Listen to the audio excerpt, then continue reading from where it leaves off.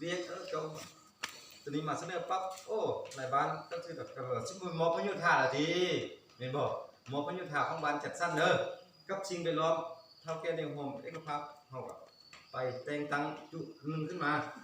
เป็นแดงๆเอาจำพวกตั้งข้าวให้พุทธมันขึ้นพุทธทางค่ายเครื่องระยะสักปีเนาะได้2 ปี 3 ปีปีละเท่าไรพันธะ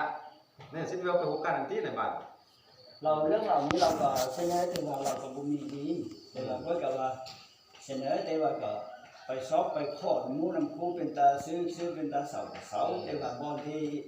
หับประกันบางทีอันนั้นเตโตเถิงขันเถิงเนาะเราก็ซอกก็คือว่าซอกดินเฮาก็บ่มีไปเศร้าก็ว่ามีเงินที่พวกเงินพวกหาน่ะพวกหานสมแก่งรถจักร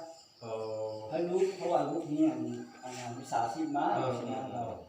เราขึ้นไปขึ้นมาบนนี้มันชีวะนั่นนี่เราก็พอกำลังชีตามมามันชีเป็นยังได้แต่ชีเกิดเราก็ชีพยายามตามบนนั้น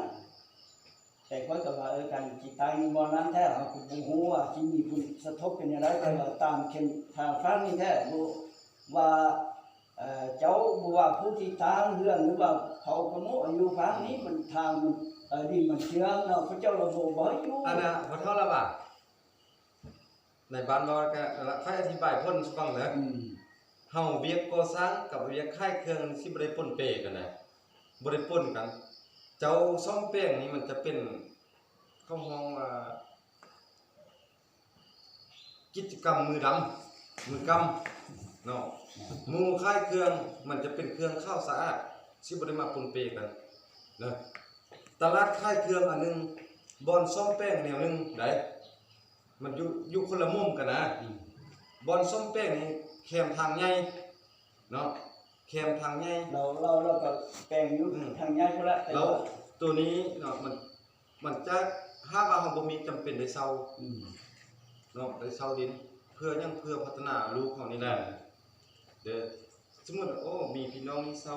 ปีละ100,000 200,000ก็จะเป็นจังซี่ให้เพิ่นเฮาบ่มีดินเด้ลูกล้านเพิ่นได้เฮ็ดคือกันเลยมีอยู่ดินเพิ่นอยู่ในบ้านเพิ่นอยู่ข้างในเพิ่นมันสิเป็นแป้งอยู่บนแป้งหาร2แป้งมันเพิ่นสิเป็นแป้งบ่อนที่มีเงินไขตัวเป็นไปบ่อน้ำดุงนำอันล่างมาดุงข้อเซาตัวนี้เลยเหรอแล้วก็เฮาเฮ็ดมันบันทึกกันระยะจักปี5 ปี10 ปีปีละเท่าใดก็บ่แพงก็ปีนึงก็เพียงแต่ว่า3-4 แสนแต่ก็เฮาปลูกกันลักษณะปลูกใหญ่อยู่แต่ว่าบ่อนที่ว่าเฮาเฮ็ดรับประกันบ่อนสร้างไว้เครื่องนั่นเนาะเฮ็ดเป็นห้องนึงก็ดีดักนั่นเฮ็ดดีดักนอนกับมันนอนข้างในเข้าเครื่องแต่ว่าฮอดกำหนดมาแล้วก็ได้มาให้เพิ่นได้เขาได้มาไป2 เทื่อแล้วเพราะว่าฮอดกำหนดเช้าเราฮอดกำหนดเนาะเพิ่นว่าโอ้เดี๋ยวนี้วันฮอดกำหนดว่าเพิ่นว่าโอ้ลุงเฮาสิปลูกหันปลูกนี่ได้แต่นี่นะปลูกเฮือนปลูกนี่ออกมาจำเป็นก็ต้องได้มาแม่นต้องได้มาให้เพิ่นเฮาก็ต้องได้ไปซอกบ่อนใหม่อีกตื้อมันได้ก็ไปซอกบ่อนใหม่ได้บ่อนใหม่